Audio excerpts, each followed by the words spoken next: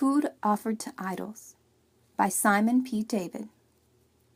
Rajesh Karan looked across the room at the large picture of the blue-faced god Krishna, heavily garlanded with marigolds and tinsel, and then at the printing press workers gathered around the small shrine set up before the god.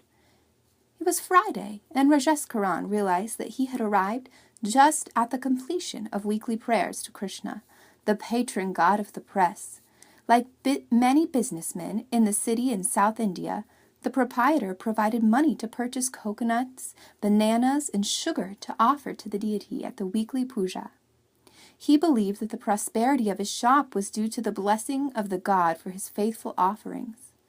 As the assistant editor of a Christian magazine, it was Rajesh Karan's responsibility to work with the press workers in order to make certain that the publication was properly printed on schedule. Today, there had been some urgent matters to take care of, so he'd come earlier than usual.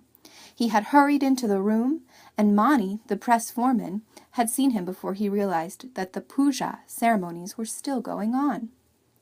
Over the past months, Mani and the editor had developed a close friendship.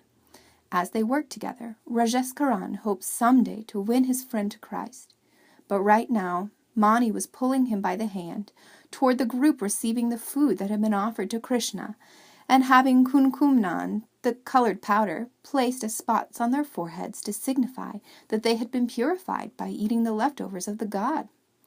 Rajesh Karan knew that for many Hindus, including Mani, eating the food offered to a god was a sign of goodwill, much like receiving a Christmas present. But he also knew that for Orthodox Hindus, partaking of the food and the kumkuman was part of the worship of an idol. Rajesh Karan did not want to harm his relationship with Mani, but he also did not want to compromise his Christian witness. He saw Mani hold out the platter of food, and he